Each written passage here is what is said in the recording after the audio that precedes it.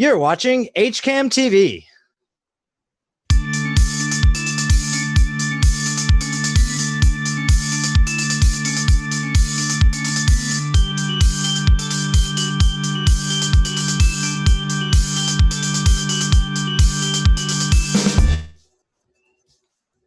Hi, and welcome to the Tuesday, June 23rd edition of the of the Hopkinton Hangout Hour. I am your host for this half hour, Matt Clark, and Jim Cousins co-hosting, and Bob Hamilton's also on the call. And today we have a very special guest. We've talked a lot about with several teachers from Hopkinton and about the challenges with COVID-19 and remote learning and how that is affecting their jobs.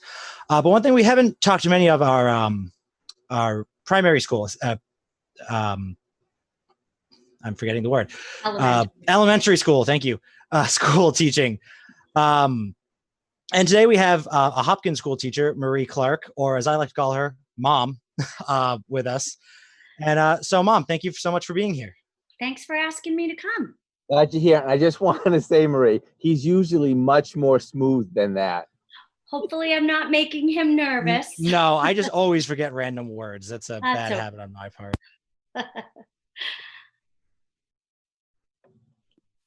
Oh, we lost Matt's audio, or at least I did. Yep. All right. Hello, can everyone hear me? Now we can hear you. I think my headset came slightly unplugged. So thanks for saying that. So let's get right into it. So Mom, do you want to start with telling us how long you've been with the Hopkinton education system? Sure.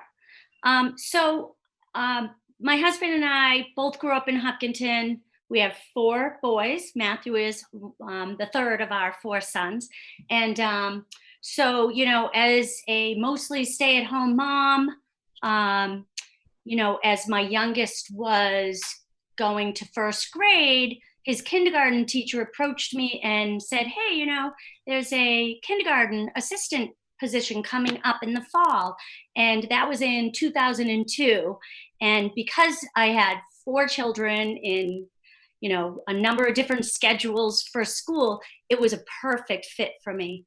And, I was able to be there with my kids and be home on vacations and in the summer.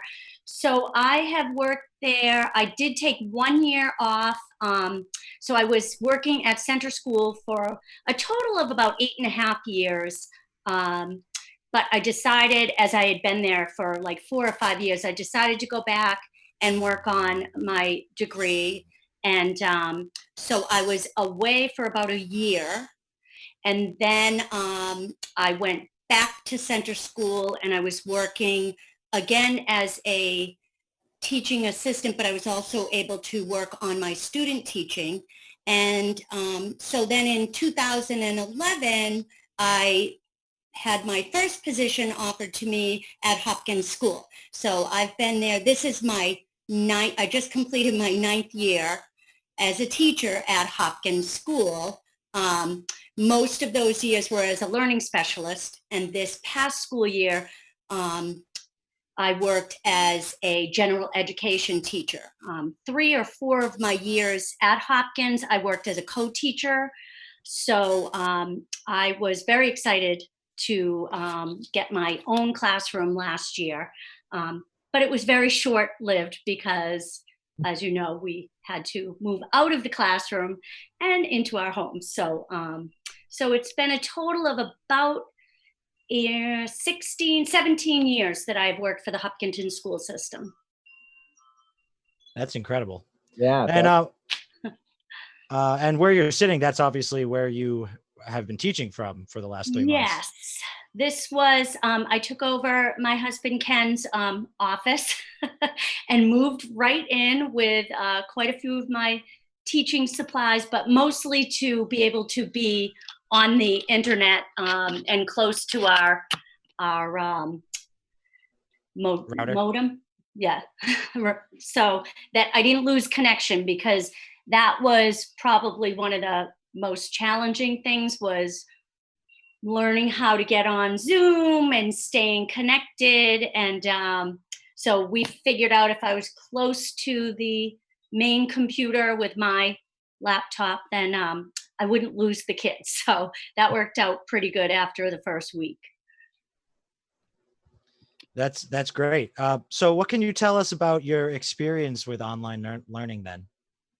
Well, I have to say I've taken quite a few online classes through the years of staying certified, and I continue to be a lifelong learner. But this remote teaching was an extreme change from being a fourth grade classroom teacher. So I think for me, the first few weeks, it was just trying to feel confident in, what we mostly did review the first couple of weeks, but just feeling confident that, I was connecting with my kids on Zoom. When you spend 6 hours a day with these little students, it's hard to just see their tiny little faces on a screen. So I would say, the school district was great about making sure we had access to learn new things. Zoom was pretty good. Some of the things that I had to do as a teacher to provide lessons, recording myself, sending it to YouTube, having the kids have access to read alouds. That was probably what stressed me out the most. Being in front of the kids, I have to say, was the best part. I truly missed their faces and having those conversations, because that's the best part of teaching is they have so much they're learning from you, but they're also teaching you things. They're just so enjoyable. So the remote, I would say, was probably, it's just that much more removed. And, for kids, it's not ideal, but I think Hopkinton really strived to do the best and make use of our time online with them, and then try to provide lessons that, they could demonstrate some understanding of their work. So I'm curious, how long were your classes and how did the attention span with your students go? that's a really good question, Jim. So we had 1 hour online Zoom with our students every day.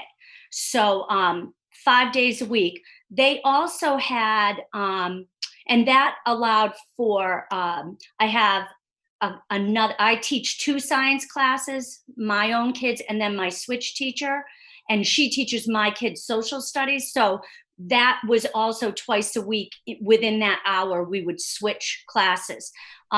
So I would say that those hours, they went by so fast. We tried to have a combination of, some morning meeting time, which is to try to keep in that social emotional learning, the connections, just kind of touch base with them, let them share. And then, twice a week, the kids would have social studies and science. And then 3 times a week, they would have the ELA and math. And I have to say, I felt very fortunate. I had a great group of kids. The attendance was excellent. My kids showed up. I feel like those first few, 6 to 8 weeks were pretty good as far as the attention.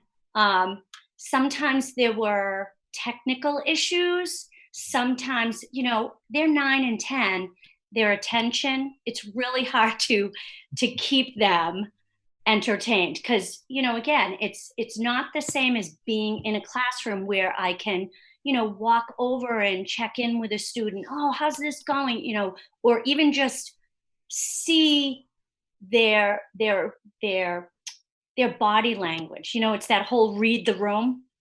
Yeah, the biggest challenge is you're only seeing their little faces, So sometimes they are looking down and they're not looking at you on the screen. So I had to wonder, what's going on their computer that is not me? But, kids adapt. So there were times when I'd be like, okay, I'm going to just check in with you. What did I just say? And you don't want to do that because it's an hour. And, my whole idea was just trying to let them know, just do your best. I'm going to do my best. Your parents are doing your best. And just to try to keep them enthusiastic. But I would say the last couple of weeks was the most challenging for the kids because they've been doing it now 3 months. And I think those last few weeks were really challenging for most of my kids. But they hung in there. I was very proud. Yeah, and I'm also curious because, as you said, they're 9, they're 10. It is a bewildering change, Yeah. and I'm just wondering if you had kids who struggled with that and what you were able to do to try to help them with that. Well, that's a good question. Definitely throughout you can see that you know one, the attention spans, some kids in a classroom, you can tell if something is distracting them. You can kind of walk by and see, oh, how's this going? Or, all right, stay with me.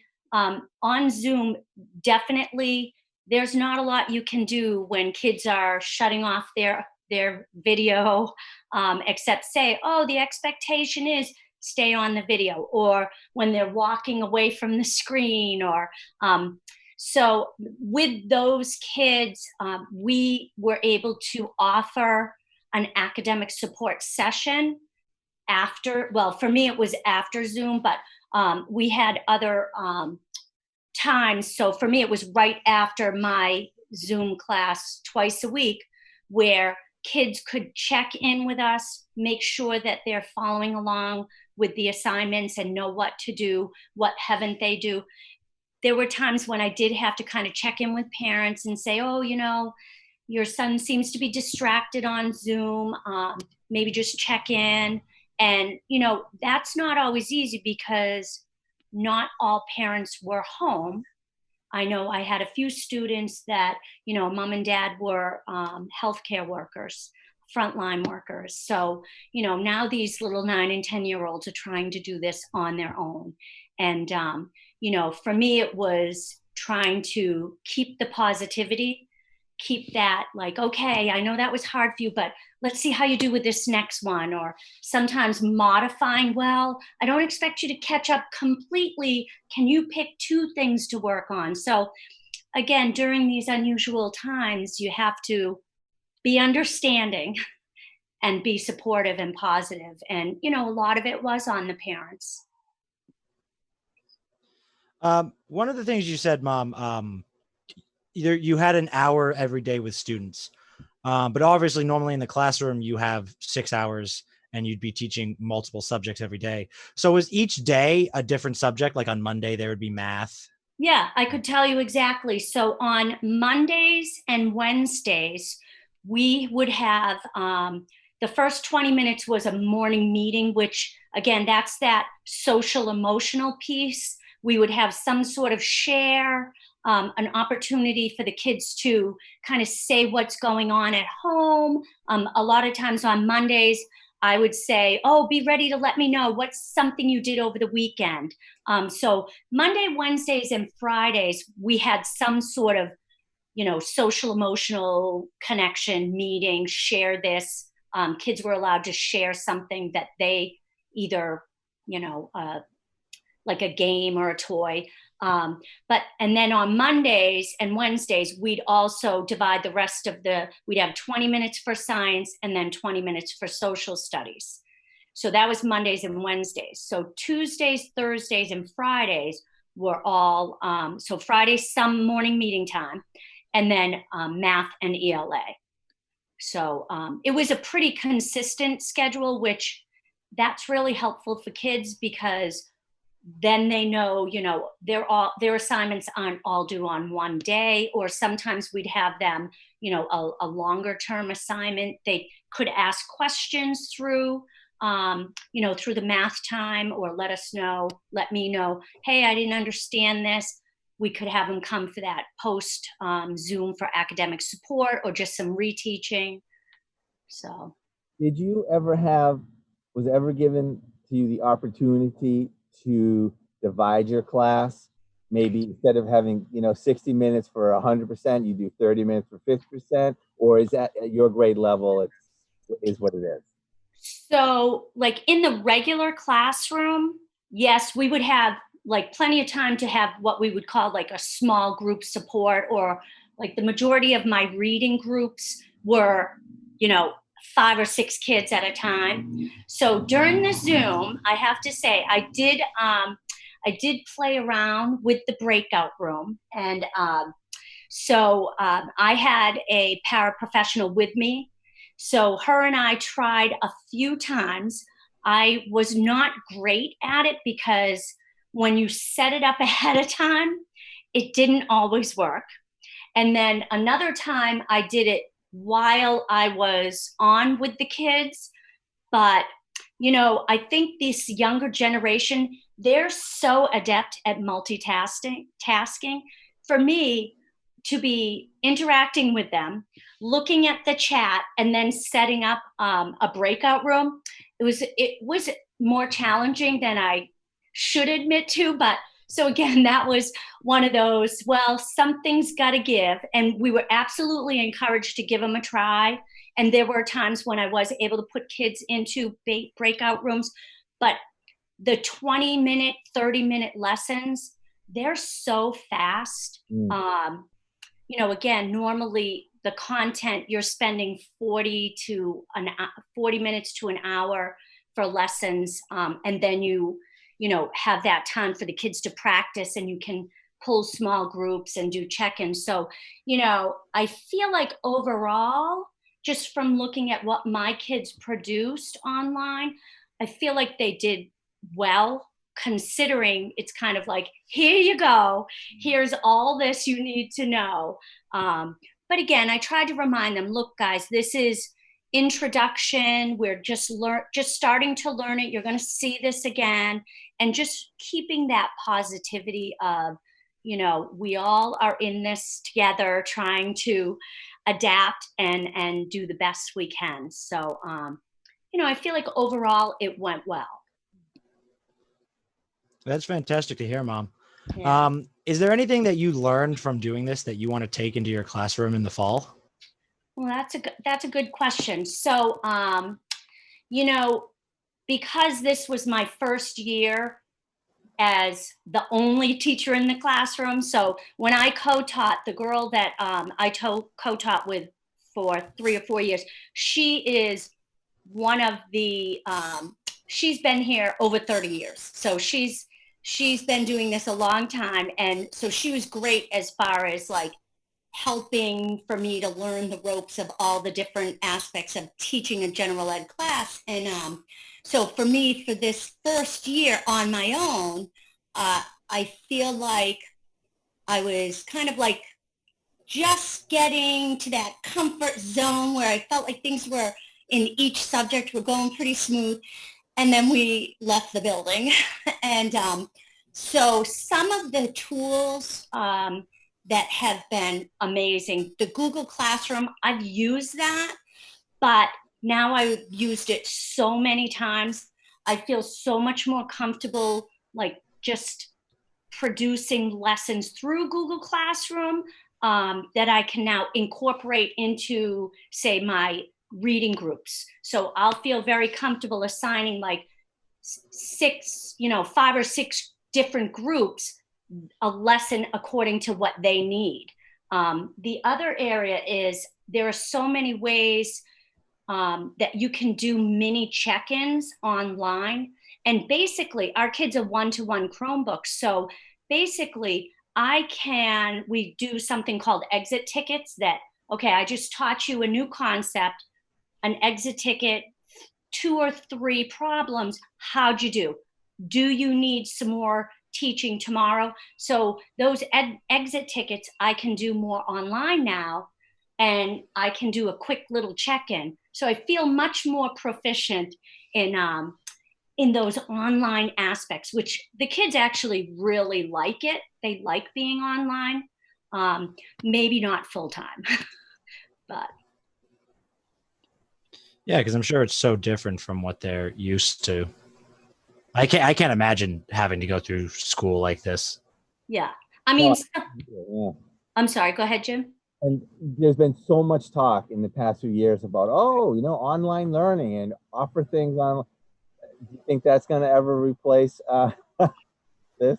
I hope not. I have to say, like I said, being in the classroom, one of the things I always say to my students is, I love to chat, but we also have to do this. So they like to chat and connect and share, things that are happening to them. And, you can do that so many different times during a regular day, as they're coming in, as they're, unpacking their backpacks. Just little things like that can help those kids that maybe don't always love school or feel as connected. A teacher can really help them through little moments throughout the day, just constantly just finding connections with them. And online's, I'm not, it's been a blessing the past few months, to help these kids keep going. But I like being in with them. I miss that. Yeah, it's just not the same, right? Exactly. And I think, again, I've taken many online courses.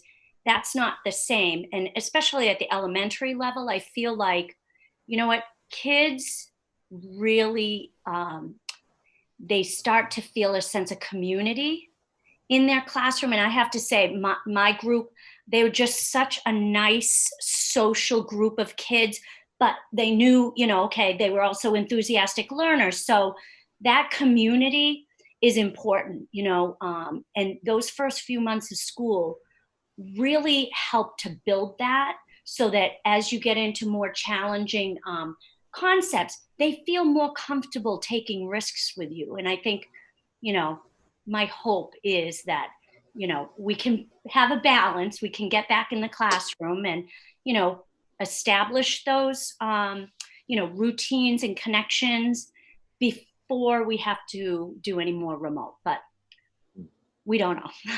We have to wait and see. So, Mom, one of the things I wanted to ask you about and get your opinion on, do you think it was worth it looking back on to miss April break, especially during a period where you weren't as sure about using Zoom and online learning? Do you think it was worth skipping that in order to get out a week early now? Well, if you asked me that in the beginning of April, when we found out or were asked whether we wanted to hang on to April vacation, I would have said, no, it won't be worth it to miss April. But again, in the beginning, there were so many things being offered to learn and try to get good at this Zoom online remote learning. I was a little overwhelmed in the beginning of April. And when we talked often with other parts of my team, and I said, no, I think we should go, give the kids a break. But again, we started off kind of strong in Hopkinton, and we really had to find the right balance for the age groups. So I got through that. I was a little overwhelmed, and the kids, kids always want a break, but my kids did great. I got through it. Once June hit, I thought, yep, Matthew, for sure, it was the best thing to do, because, it gets warm outside, the weather is great, their families want to do more things. So I think it was definitely worth missing that April break, even though I would not have said that in April. That makes sense to me. I remember, like you said, you were overwhelmed at the time, but I'm glad looking back it worked out. So then what are you looking forward to in the fall? Well, I am actually one of the my classroom, I'm being moved to the new modules. So they started construction at Hopkins for the basis for them to go on. So I am kind of excited to see how that all comes in, and to set up my classroom. I am looking forward to finding out what is going to happen. I know our administration has been great. They will let us know when they know.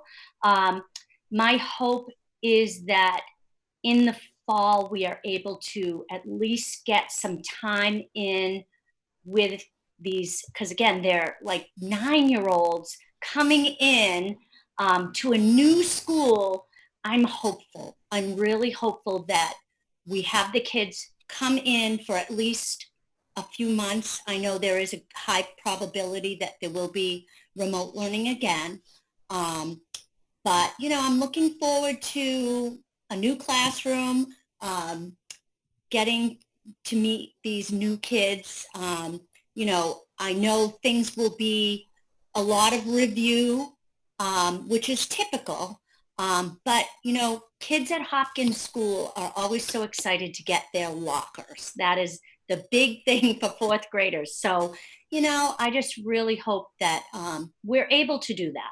And I know they'll make the decisions that they need to make, and I will do whatever, they need me to do. But I'm hopeful. I'm curious. I know that Matt's going to be wrapping it up soon. How was the end of year for you and your students? Was it harder saying goodbye in this kind of situation? So difficult. There's so many fun things we do at the end of the year.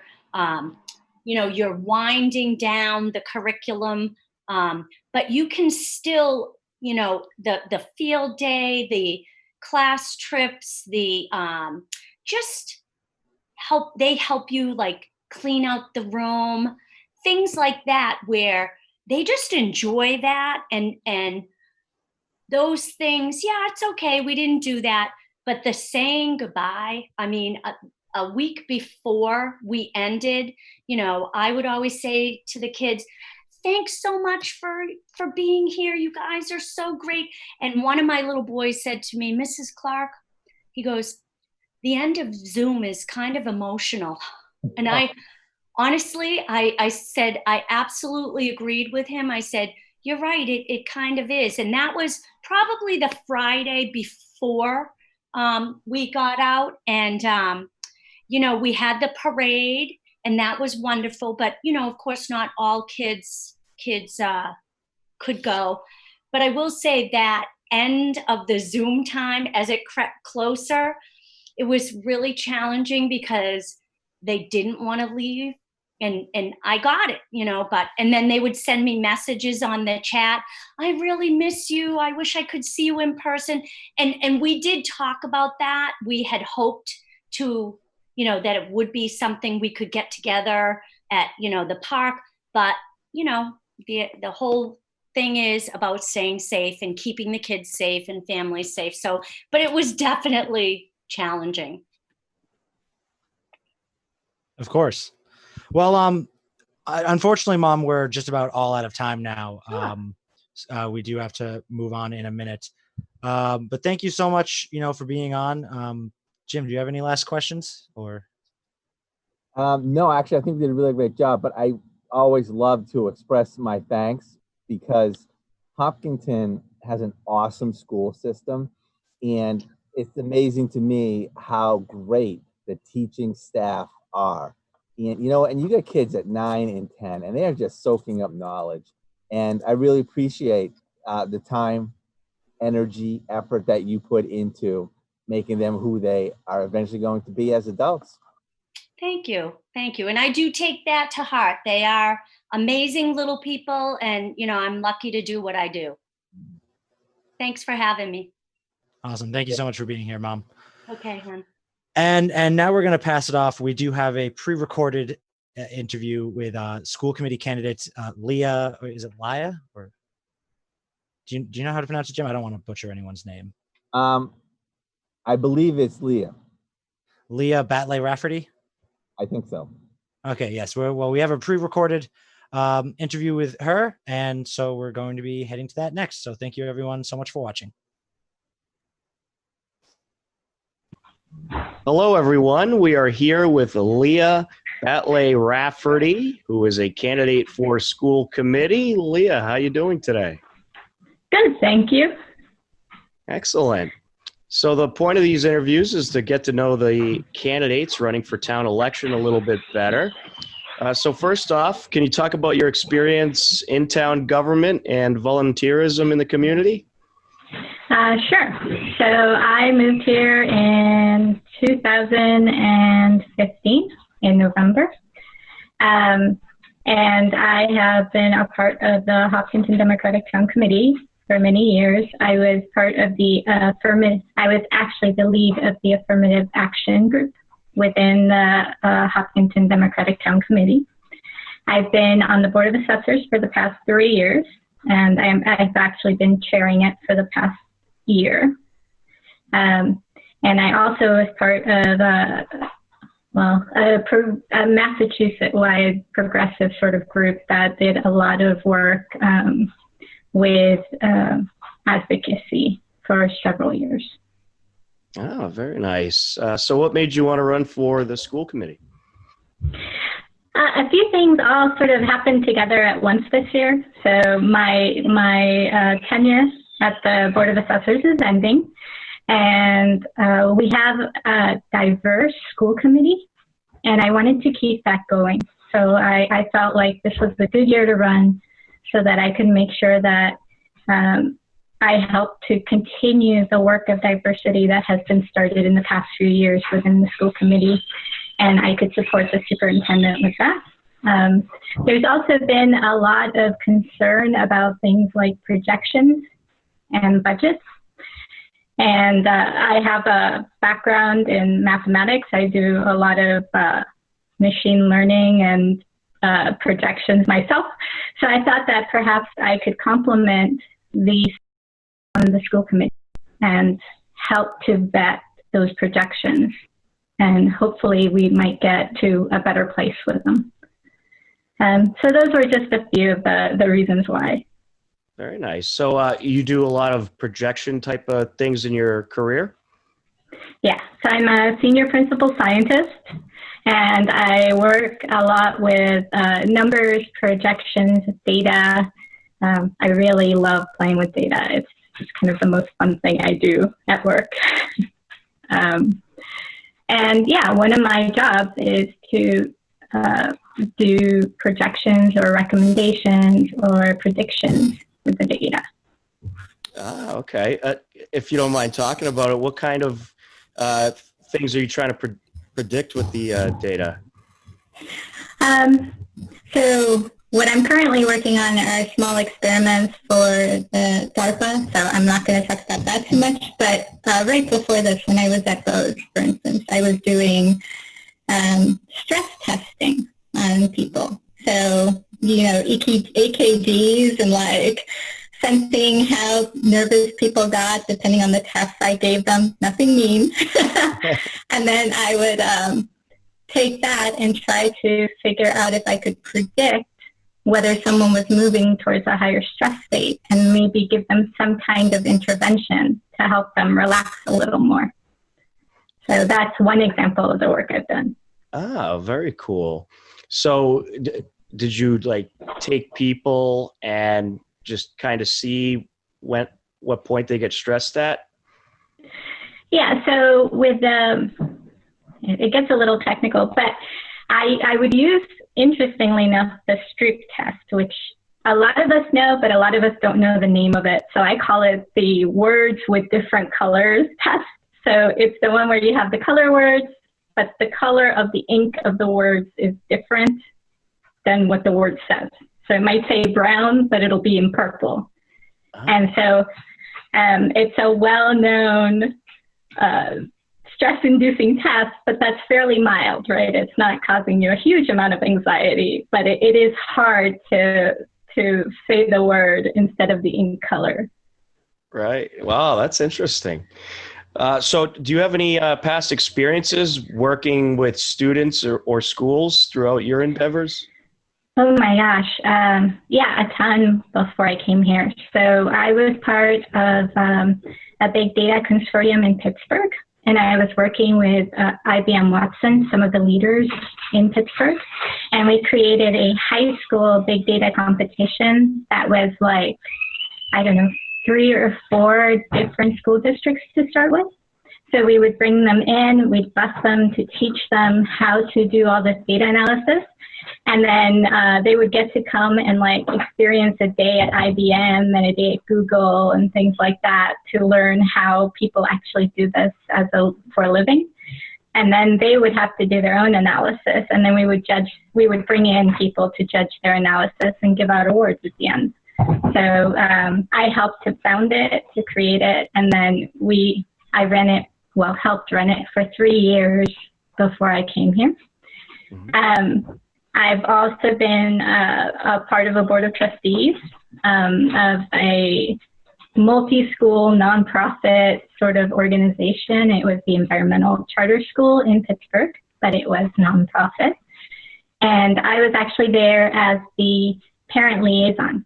So the PTA would vote in a parent to be their representative inside of the board of trustees for 2 years, which was the term.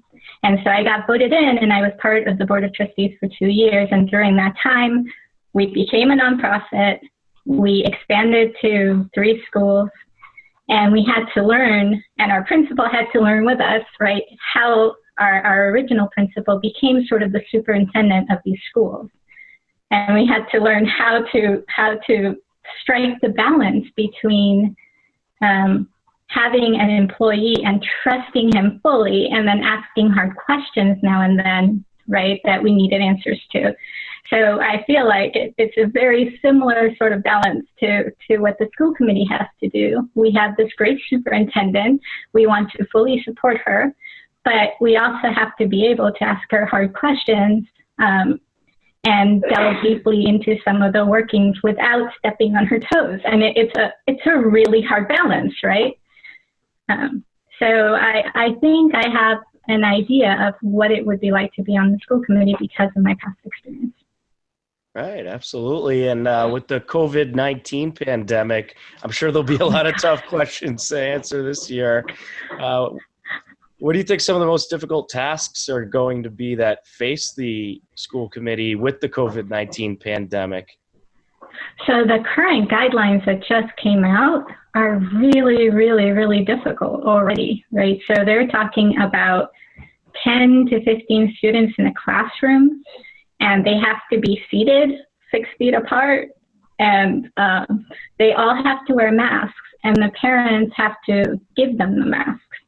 Now, I feel as though for most people in our school district, that doesn't seem like a hardship, but for a parent who doesn't make that much, or whose kids may be on free lunches, I could see, the idea of having to buy masks, and you don't necessarily want the same mask all 5 days necessarily, because some people are more concerned about the germs on the mask than others.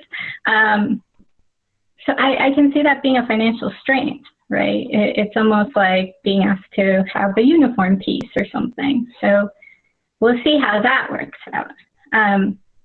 The school committee talked with the superintendent about some of this just last week.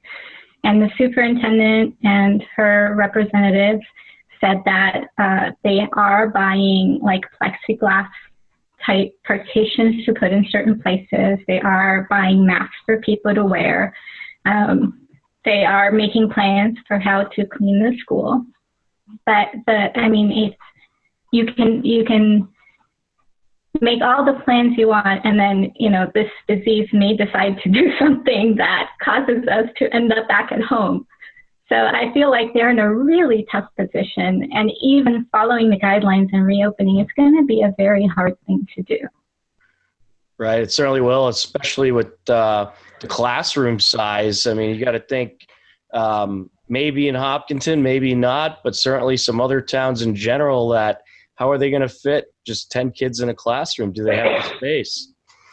Well, and the staff, right? I think there's been talk, and This is hearsay. It is not from the committee and it is not from the superintendent. So this is just hearsay. But I've heard there's been talk of maybe splitting a school day so that you have, a certain amount of kids come in the morning and then do the rest of their schoolwork at home in the afternoon, and maybe a certain amount of kids do their schoolwork at home in the morning and then come in the afternoon. So that's something I've heard bandied about, but it's a very short period of time to try to figure out how to implement something this large. Right, and I think it's one of those situations where really they're just throwing out ideas right now on how to adhere to these guidelines and how to adjust to them. And really, I think it's just everything is a possibility right now. Yeah, it really is. So if you're elected to the school committee, what are some of your goals? And is there any certain tasks or projects that you're anxious to take part in? Well, so I do want to look once again into diversity, how the diversity was there a subcommittee. If there wasn't a subcommittee, I'd like to be involved in starting one. I am really interested in helping Meg with some of the CPAC stuff, so some of the special needs students, and seeing what we can do to support them and make sure that, they feel like they're represented in the school committee. I am extremely interested in how the budgeting process works. Coming from the Board of Assessors, I learned a ton about how budgets become home taxes and about how our senior citizens are impacted by taxes and, all the relief programs that we have. And so I feel like I have this broad view of the budget. And so I love schools and I want to make sure that they're well funded, but I also want to keep in mind that we're a community, and I want to make sure that we're keeping in mind the people who need to continue to live here, right, and support them as well. So. Absolutely, and certainly hoping it's one of those situations where maybe some things need to be sacrificed, but hopefully no big programs. Yeah, absolutely. And the superintendent has been doing a fabulous job. I mean, she just cut a huge amount out of the budget. Well, she and her staff, I want to give her staff the credit they deserve. She and her staff, in less than 2 months, have cut 3% almost out of their budget. Right? That's a pretty huge amount. It certainly is, and I got to give all the credit in the world to all the town boards and all the school staff, and they've had to deal with some crazy circumstances just trying to manage everything with this virus pandemic. Yes, absolutely. So one of the points of these interviews, or the main point I should say, is to allow the community to get the candidates, to get to know the candidates a little bit better. So what are some of your interests and things that you like to do in your spare time? Okay, I am a total gamer. Total. I have something like 60 board games. I play World of Warcraft regularly. Ah. we have probably every game system imaginable, and we also have a bunch of Dungeons and Dragons. So I touch every single gamer point. Oh boy, we have this show called Geek Week, which is hosted by Matt Clark, who works with us. I think you'd get along with him very well, but I think we'll have to have you on an episode to talk some gaming. That would be amazing. What are some? Oh, I'm sorry. Go ahead. No. I was just going to say that, our family vacations are actually to one of the biggest gaming conventions in the country, and so.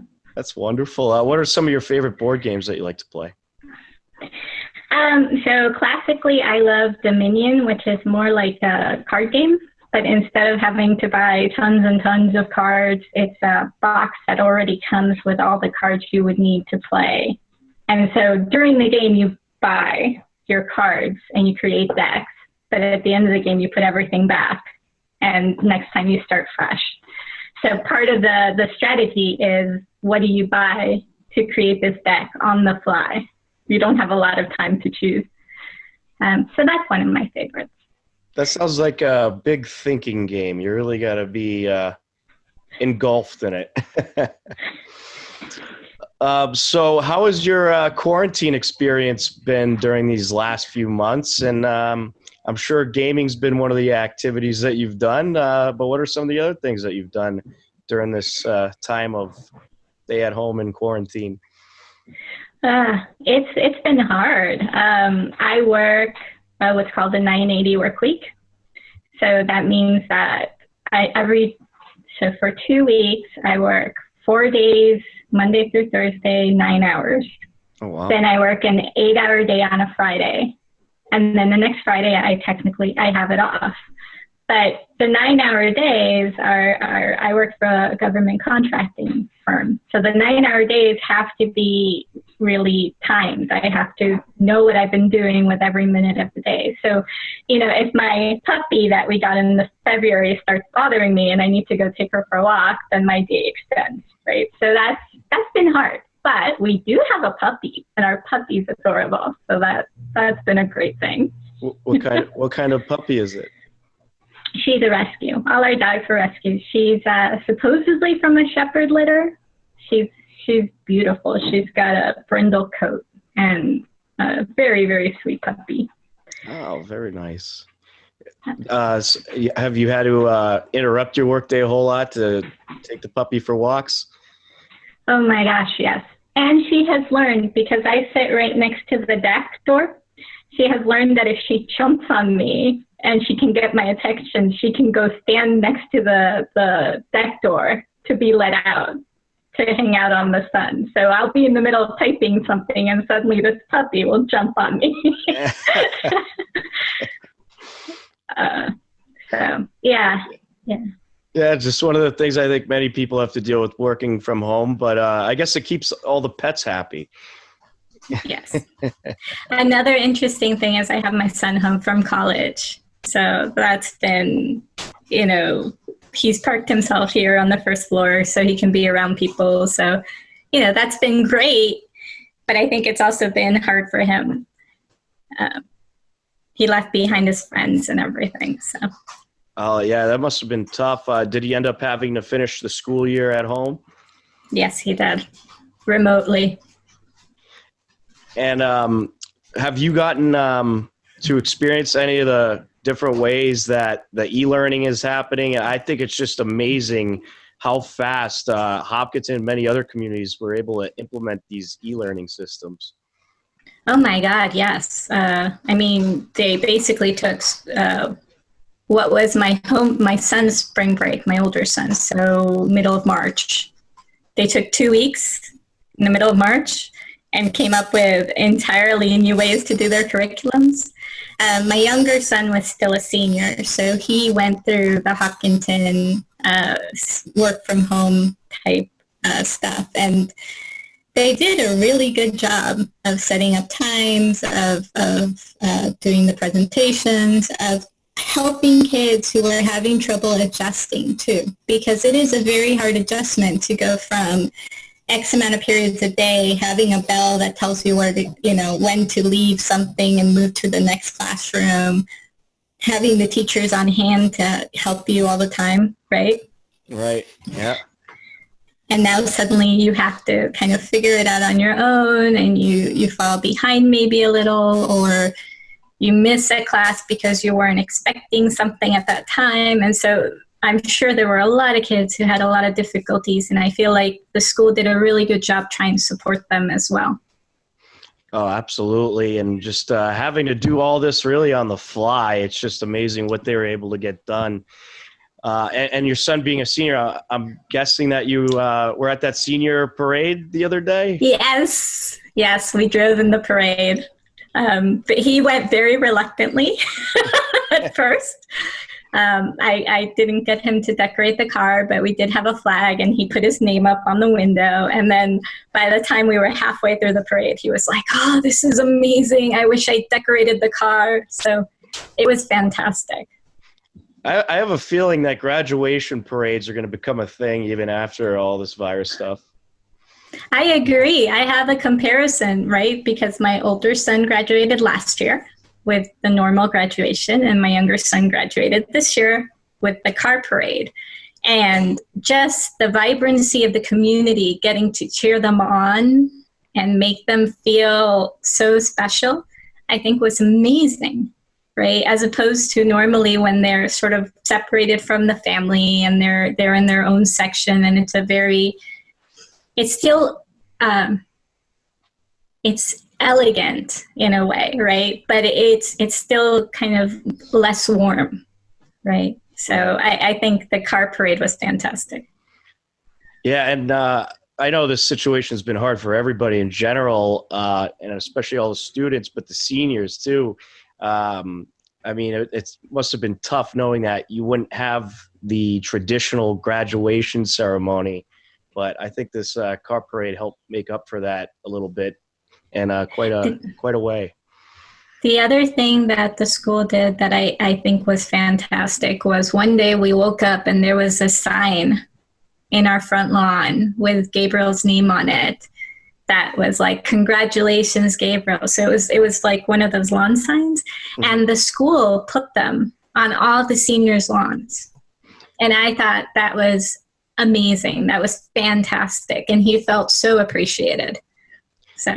Yeah, that was tremendous. And I know one of the big things that was being talked about at the high school with all the staff is how can we honor our seniors, celebrate our seniors. And I think that was just so cool what they did there. Yes. All right, so now we're going to ask you some rapid fire questions.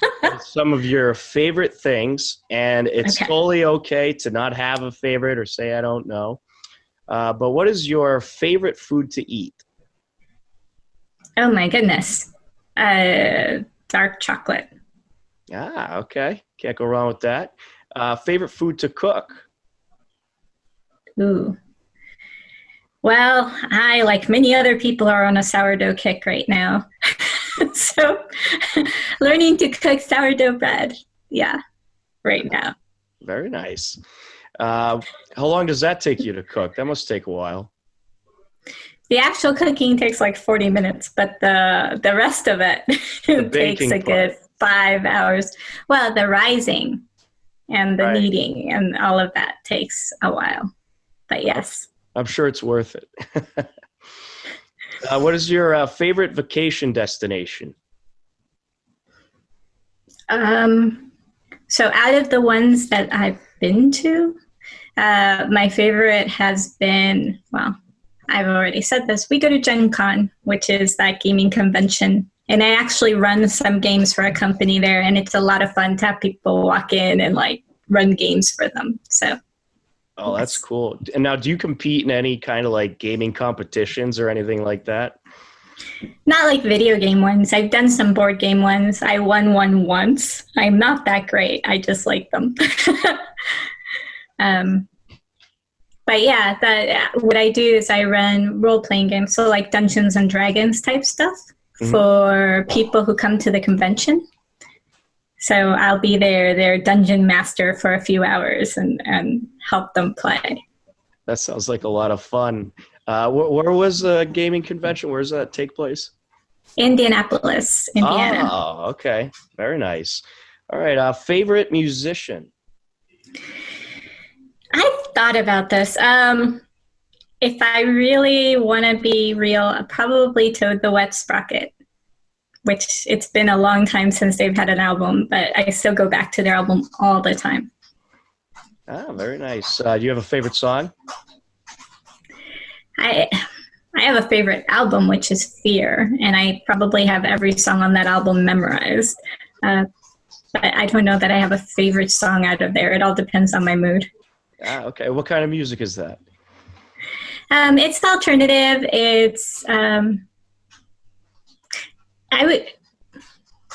It's kind of not very fast music. It's you know, the name of the album is Fear, so it's a low key kind of music.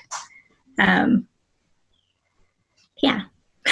Very nice. And favorite form of entertainment? I think I could guess this one. I'm going to guess gaming.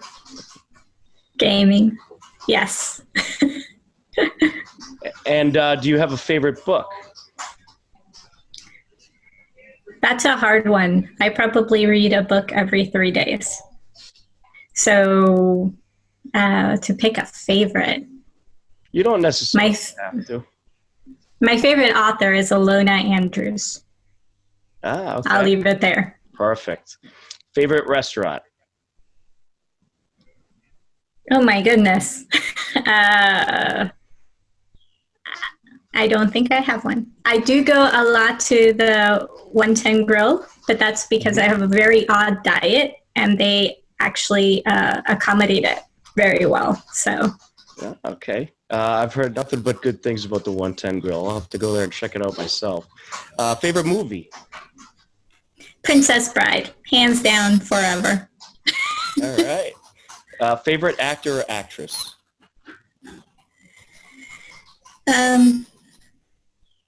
Favorite actor or actress? I don't think I can name one off the top of my head. All right. No problem. Well, there's the rapid fire questions. And as far as the favorite actor or actress, I have too many to think of just one as well.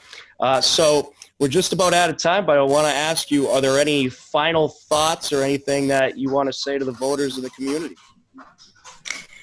Yeah, so I am an immigrant. I am from El Salvador. I have been through ESL. I have been through a lot of the support mechanisms that are built into schools to help diverse children.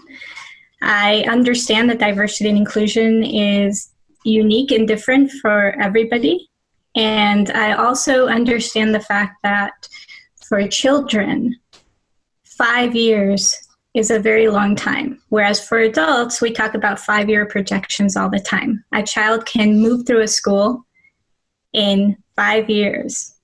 So if things don't change quickly, those children do not experience necessarily the most positive school environment. So I would like to help to change that and cause the change to happen more quickly. In support of what the superintendent has been doing and all the work that the school committee has been trying to do as well. So I hope people vote for me on June 29th. Thank you so much. All right. Well, Lya, it's been a pleasure talking to you, and we wish you the very best of luck. Thank you, and I appreciate this. You are tuned in to the Hopkinton Hangout Hour, and we'd like to thank everyone out there for watching.